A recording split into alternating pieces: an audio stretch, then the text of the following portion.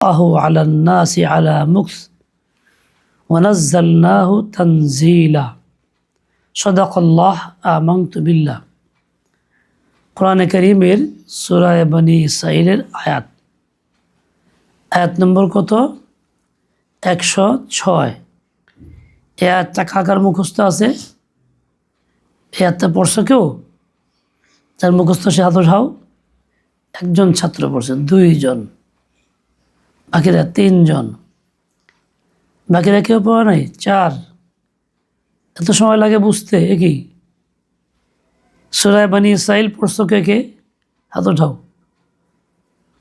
মাশাআল্লাহ নামাও এই আয়াতটা আছে কি না ওয়া কুরআনান ফারাকনাহু লিতাকরাহু আলা নাস এই আয়াতটা আছে কোরআনের মধ্যে কোন সূরায় আছে সূরা বনী ইসরাঈলের মধ্যে আল্লাহ তাআলা বলতেছেন নবী সাল্লাল্লাহু আলাইহি ওয়াসাল্লাম কোরআন আপনাকে দিছি এই অল্প অল্প করে এবং সেটাকে ভিন্ন ভিন্ন আলাদা আলাদা করে প্রতিটা আয়াত ভিন্ন চিহ্ন আছে প্রতিটা সূরা ভিন্ন যাতে করে আপনি খুব সহজে অল্প করে পড়তে পারেন কোথায় পড়বেন মানুষের কাছে মানুষকে শোনাবেন আল্লাহর নবী সাল্লাল্লাহু আলাইহি ওয়াসাল্লাম কোরআন মানুষকে শোনাইতেন জিবরাইল আলাইহিস সালাম রাসূল আকদাসের কাছে দিয়ে যাইতেন আর তিনি মানুষকে শোনাইতেন একবারে অনেক এক পারা দুই পারা নাজিল হয় নাই দুই আয়াত এক আয়াত একটা অংশ একটা ছোট সূরা এরকম হয়েছে এতে কি হয় পড়া সহজ হয় মুখস্থ করা সহজ হয় পড়া শুদ্ধ বেশি হয় পড়া বুঝে আসে তাড়াতাড়ি হিটলার নাম শুনছো হিটলারের জার্মানির হিটলার দুনিয়াতে নাই ইমানদার ছিল না হিটলার একবার যুদ্ধ শুরু করছে পাশের দেশের সাথে যুদ্ধ করছে যুদ্ধ করতে গেছে সারা দেশ একবারে আক্রমণ করছে আর ওই দেশের সেনাবাহিনী খুব মজবুতির সাথে প্রতিরোধ করছে হিটলারের বাহিনী হেরে গেছে এমনকি হিটলার নিজেও পলাইছে ধরা পড়বে মেরে ফেলবে হিটলার কি করছে একদম খুব নর্মাল পুরাতন পোশাক প্যান্ট শার্ট পরে জঙ্গলে ঘুরে তার চিনতে না পারে একদিন এক বুড়ির বাড়িতে গিয়া কইতেছে বুড়িমা আমার খুব ক্ষুধা লাগছে আমি মুসাফির মানুষ ভিক্ষুক মানুষ আমার যেটা খাবার দিতেন কত ভালো হইতো উপকার হইতো তো বুড়ি একটা বলের মধ্যে খিচুড়ি দিছে খিচুড়িটা গরম দেখে তোমার যত লাগে খাও তো হিটলার ঠিক ওই মাঝখান থেকে খিচুড়ি নিয়ে খাওয়া শুরু করছে বুড়ি কয় তুই দি হিটলারের মতো রে বুড়ি তারা চিনি না তুই হিটলারের মতো হিটলার ব্যাককেলে আমার দেশের রাজধানীতে মাঝখানে আক্রমণ করছে চতুর্দিক থেকে ওরা আমরা খেতেছি কেন যে খাইতে আস্তে আস্তে খা ব্যাখ্যা খেয়ে পারবি হিটলার সর্বনাশ তো আমি হিটলার এটা জানে না সবক শিখলাম তাহলে এখন থেকে আমি কি করবো আক্রমণ এক সাইড থেকে করবো সারা দেশ মোকাবেলায় আসবো না তারপরেই গিয়া এই আক্রমণ শুরু করছে আস্তে আস্তে একদিক থেকে আবার জিতে গেছে হ্যাঁ হেফজ যারা পড়ে তারা কিন্তু একবারে বড় সূরা শুরু করে না যে ব্যাখ্যায় পড়ে হবে এক সূরা যা করে বোধায় না ছোট ছোট সূরা পড়ে একটু একটু পড়ে কয়েক লাইন পড়ে পাঁচ লাইন পড়ে আধা পৃষ্ঠা পড়ে আস্তে আস্তে আস্তে আস্তে বাড়ে এক পর্যায়ে হাফেজ হয়ে যায় মানুষ অভ্যস্ত হয়, দিন যায় অভ্যস্ত হয়। ঠিক তোমরা যে খানা খাও, এখন থেকে 3 বছর আগে যে পরিমাণ খাইতা, এখন কি সেই পরিমাণ খাও না একটু বেশি খাও? দিন যায়, খানার চাহিদা একটু হলেও বাড়ে। 1 বছর পরে আরেকটু বাড়বো, 2 বছর পরে আরেকটু বাড়বো। ঠিক পড়ার চাহিদাটা ওই রকমই। তুমি সামান্য ছোটো সোরা শুরু করছিলা, বারবা 6 মাস পরে আর বড়টা পড়তে পারবা, আরও 6 মাসে আরও বাড়ায় 3 পৃষ্ঠা পড়তে পারবা, আরও 6 মাস পরে 5 পৃষ্ঠা পড়তে পারবা। দেহের খোরাক যেরকম বাড়ে ওই রকমই জেহেনের শক্তি বাড়ে, খোরাকও বাড়ে। অনেক আছে ওই খালি সবসময় আধা পৃষ্ঠা দিতেই আছে সারা বছর। ওস্তাদ ওই রবি চালাইতেছে, ওস্তাদও ভুলের মধ্যে আছে, ছাত্র ভুলের মধ্যে আছে। ওকে একটু বাড়াইতে হবে। খোরাক তো বাড়ছে, পড়াশোনার খোরাকও বেড়ে গেছে, আস্তে আস্তে পড়তে থাকবে।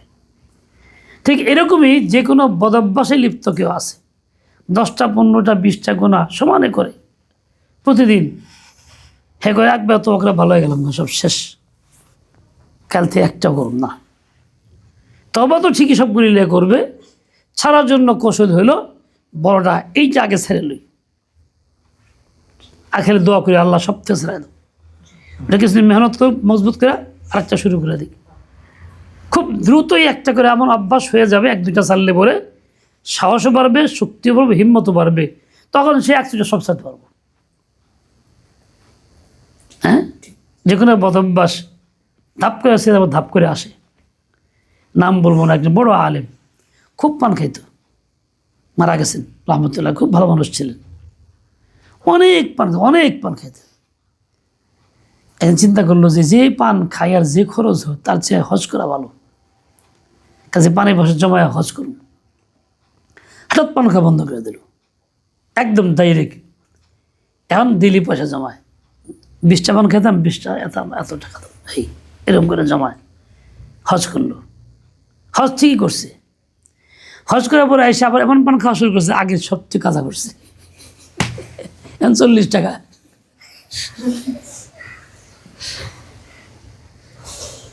এক বেচারা হাজরতে গঙ্গুহির কাছে মুরিদ হয়েছে, বেচারা আফিং খাইত, নেশা করত, আম মানুষ। গঙ্গুহি তবা করে আর সবক দিয়ে দিয়েছেন, জিকে যাও করোগা। রাস্তায় চলে গেছে, চিন্তা করছে আমি যে আফিং খাই তা তো হুজুর কিছু করলো না। কইছে হুজুর, ফিরে কইছে হুজুর আমি যে আফিং খাই আপনি কিছু কইলেন না। হুজুর বলে তুমি কি আমার কাছে কইছো তুমি আফিং খাও? তুমি তো কও নাই। ঠিক আছে তুমি খাও তো আফিং খাও, কতটুক খাও? বলে এতটুক খাই। ঠিক আছে তুমি একটু এরকম কমাবে, প্রতিদিন সামান্য করে কমাবে। রাস্তা যায় সবক দিয়ে দিয়েছে, মনে চিন্তা করতেছে যে আমার একটু কমাইতে গেছে, 100টা খাইলে কালকে 100টা কিছু কম খামো, তারপর দিন আরেকটু কম খামো, এরকম কম খালি কমাবো। চিন্তা করলো তাহলে কমাইতে কমাইতে কী হবে, শেষ পর্যন্ত নাই হবে, মানে একদম বন্ধ করা। শুধু ডাইরেক্ট বলেন নাই বন্ধ করতে, আস্তে আস্তে অভ্যাস করা, সহায় করছে, একদিন বন্ধ হয়ে যাবে। বুঝে ফেলছে আম মানুষ, চিন্তা করে এমন একটা কাম করি, সারণ যখন লাগবই বুঝছি তো 1 মাস পরে সারা হইব, এখনই ছেড়ে দিই। সত্যি বেচারা হিম্মত করে ছেড়ে দিছে, যে না আর আফিং খাবো না। পাক্কা তবা করলো যে পান খাবো না, খাবোই না, মনে খায় না আফিং।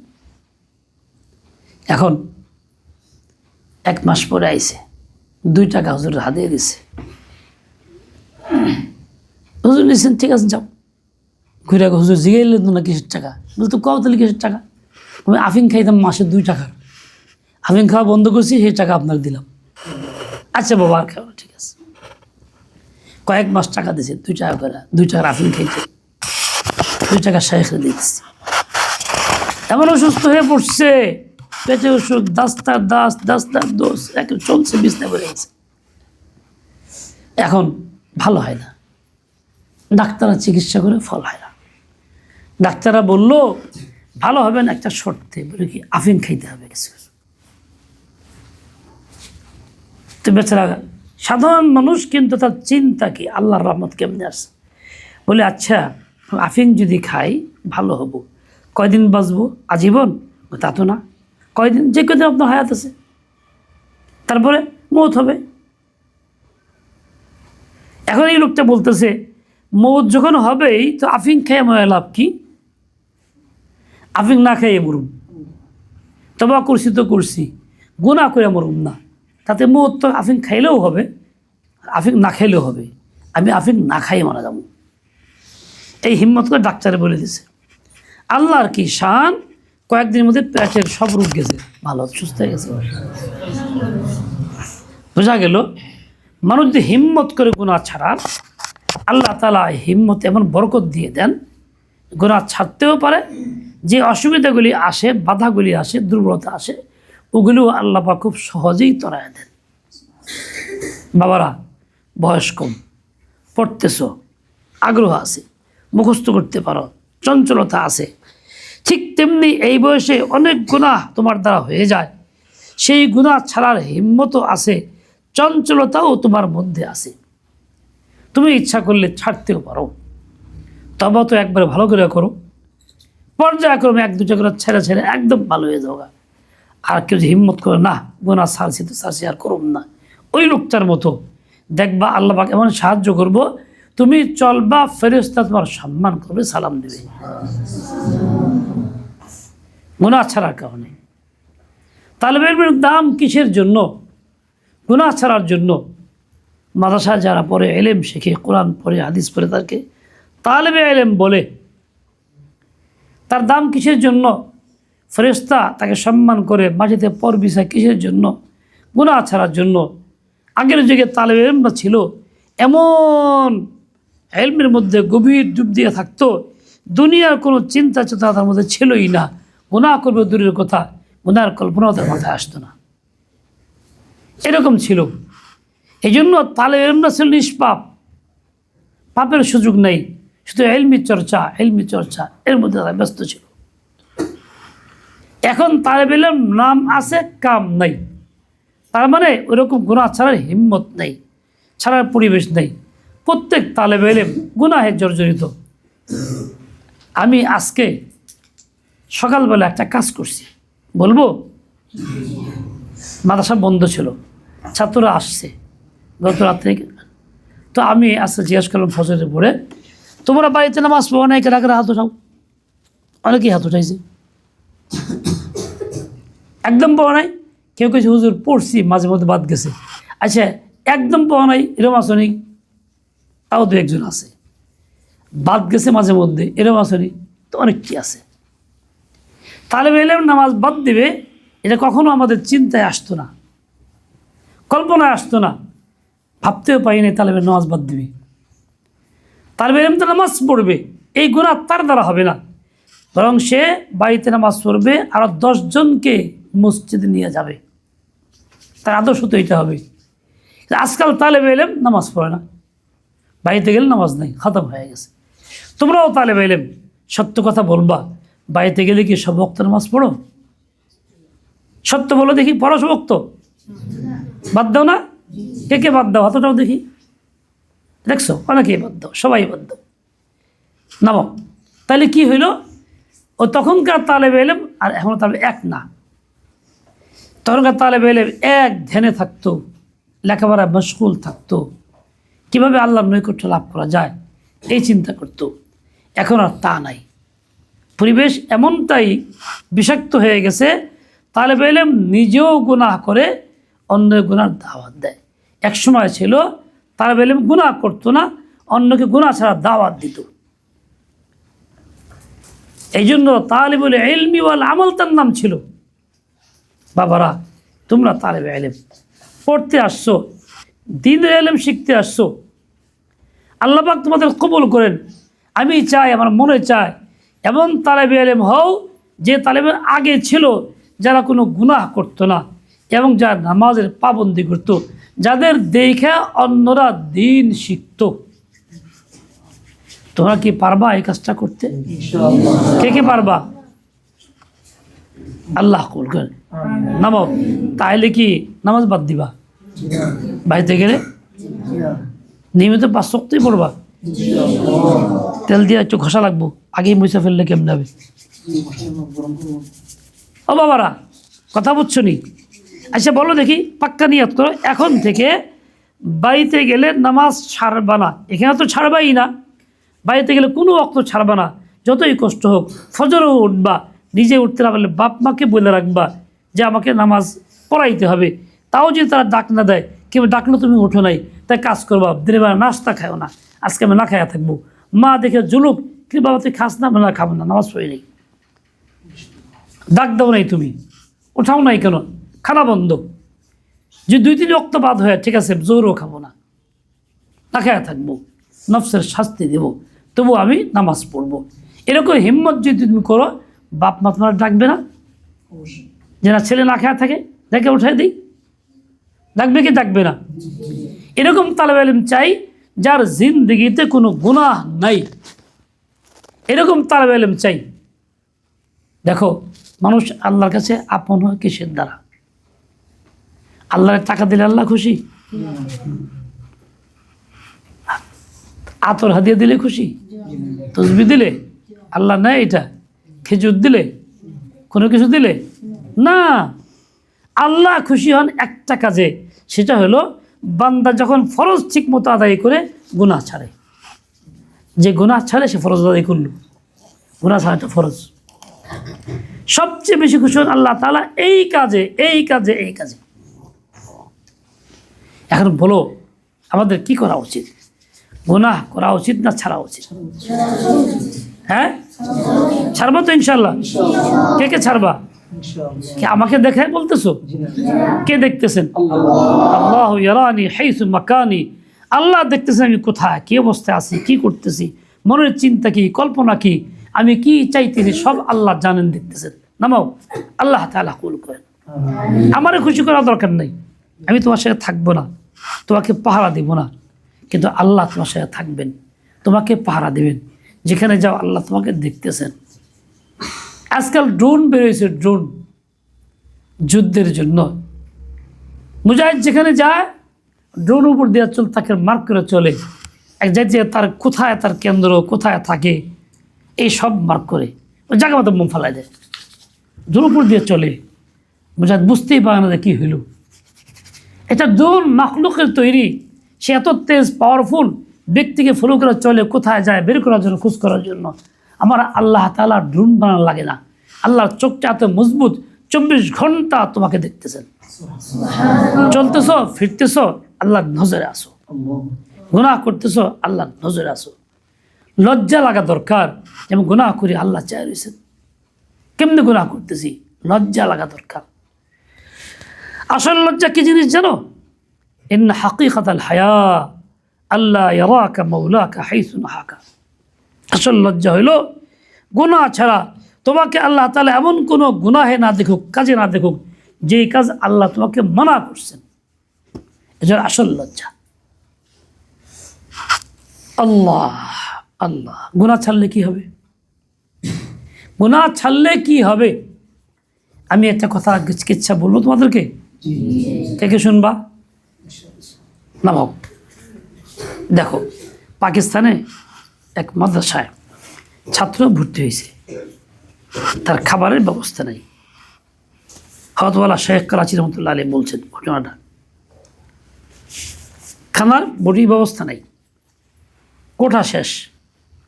মোহতামিম সাহেব বলছে ব্যবস্থা নেই, বলে হুজুর আমাকে পড়ার সুযোগ দিন। ঠিক আছে, তো একজন মানুষ খুব কাছেই পড়োশি মাদ্রাসার, তার বাড়িতে রুটিন দিয়েছে, তুমি এখানে থাকো। 3 দিন পরে জানতে পারছে এই লোকটা সুদ খায়। তার মুখে সর্বনাশ, আমি এলিম শিখতে আসছি, গুনাহ ছাড়ার জন্য আসছি, আমি সুদ খাবো? সুদের টাকা না, খাবো না। খানা বন্ধ করে দিয়েছে, যায় না। 1-2 বেলা যায় না, পরে মালিক আসছে বাড়িতে, মাদ্রাসায়, যে হুজুর আপনার ছাত্র তো যায় না। ডাকছে, যাও না কেন? বলে ওরা খাওয়া তো হারাম, উনি সুদ খায়। বলে খারাপ, আমি খাবো না। মোহতামিম সাহেব বললেন যাও, তুমি তো ছাত্র মানুষ, তোমার কিছু নাই, মুসাফির, তোমার জন্য খাওয়া নিষেধ, তুমি খাবো। বললাম তা খাবো না, আমি হারাম খানা খাবো না, এই গুনাহ করতে রাজি না। অনেক বুঝাইছে, বুঝে না। মতন সে রাগ করে বলছে, তাহলে না খেয়ে থাকবা? বলে না খেয়ে থাকবো, সমস্যা নেই, হারামটা খাবো না। চলে ওই বেচারা রিকোয়েস্ট করে পায় নাই, ফেরত চলে গেছে। মোতামশা খানার ব্যবস্থা করে নাই। আল্লাহর কি শান! এই কথা কেমনে শহরে ছড়ায় গেছে। হযরত বলছেন, শহর থেকে ওই দিন 80 জন দিনদার বড় লোক আসছে মাদ্রাসায়। এমনটা তালেব ইলম না খায় রয়েছে, সে গুনাহ করবে না, হারাম খানা খাবে না। খবরটা পাইছি তালেব ইলমটাকে আমার জিম্মায় দেন, আমি খানা খাওয়াবো। কয়জন আসছে? ছাড়ছে কয়টা? একটা। ব্যবস্থা হয়েছে কয়টা? 80টা।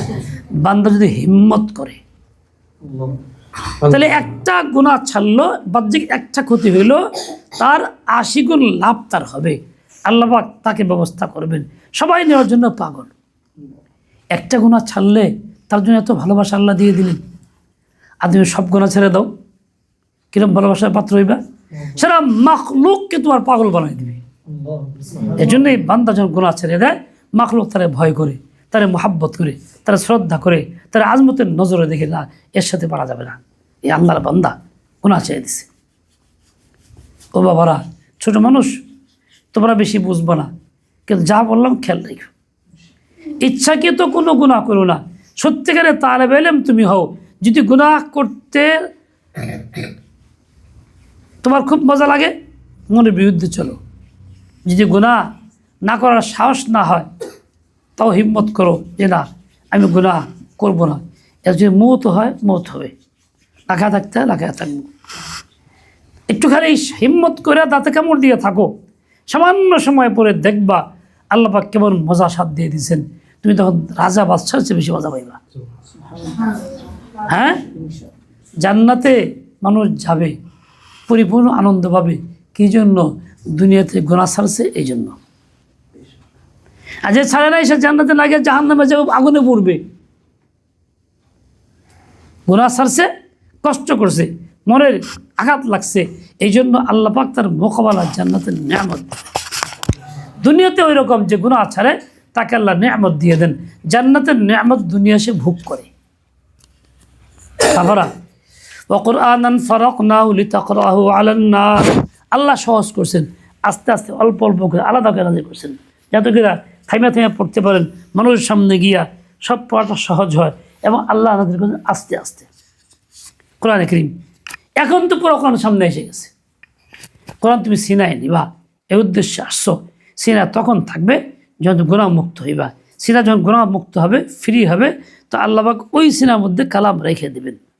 গুনাহ মুক্ত না হইলে কালাম রাখবেন না। কথা বুঝে আসছে? কথা বুঝে আসছে? আমরা ছোট সময় পাল্লা ধরতাম,